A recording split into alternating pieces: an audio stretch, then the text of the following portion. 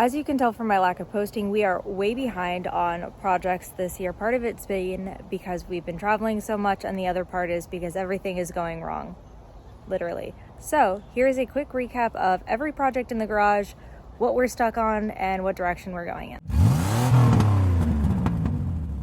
To start off, we have Saxon's Lamborghini Gallardo project. This thing has been an absolute nightmare since we bought it. We're making room for other projects, so it is currently for sale.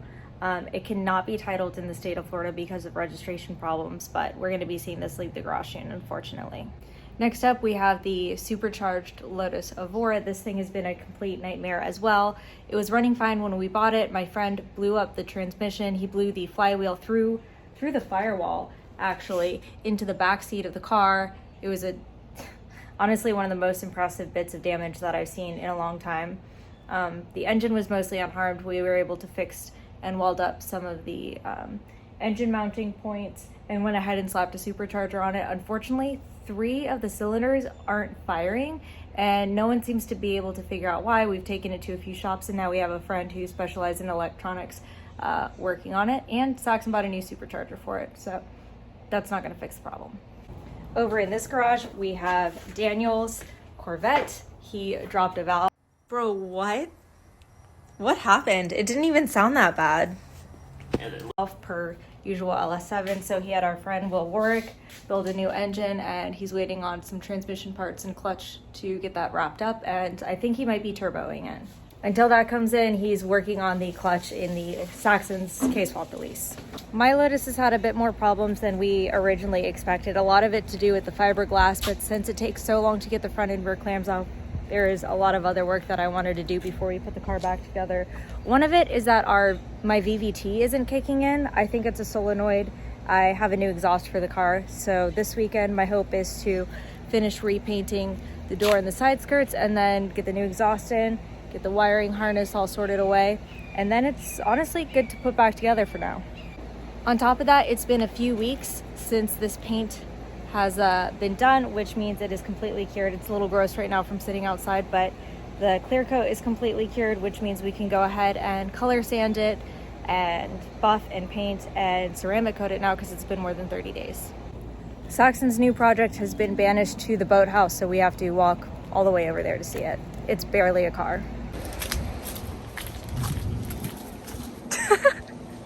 That's ridiculous. Last month, Saxon and I drove to practically Virginia to pick up this insanely wrecked Lotus Exige. Now we're taking parts of this car to use for my car, to use for his car, his build. He actually took the rear hatch off of this car and he's putting it onto his, what will be an Elige on the K-swap, which I think is going to be really cool. And we're kind of debating what we want to do with this right now.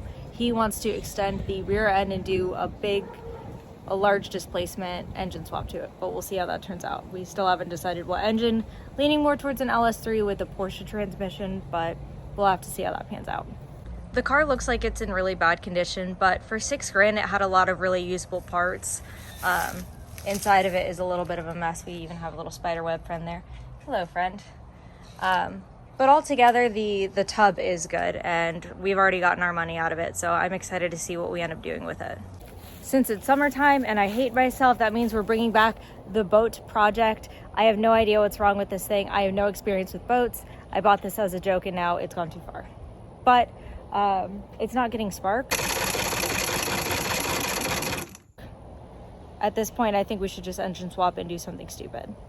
Over to Saxon's K-swap release, we've actually made a really decent amount of progress with this. The engine's done, turbo build, everything is done. I do see that there's a nitrous bottle over here, which I hope doesn't go to this car, but I feel like it does, considering he just got some Hoosiers and some new wheels for it. So that's going to be absolutely terrifying. We took it to the dyno.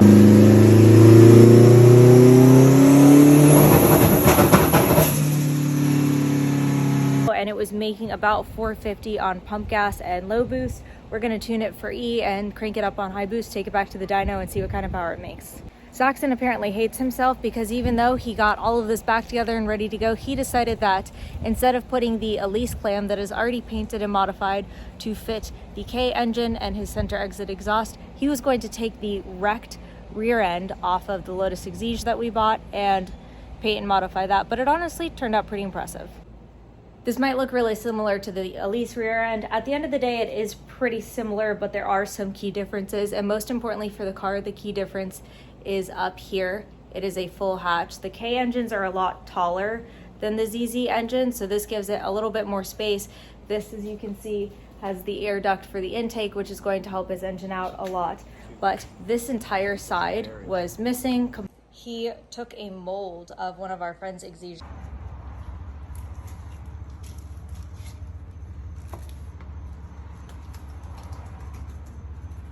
and was able to completely repair this side.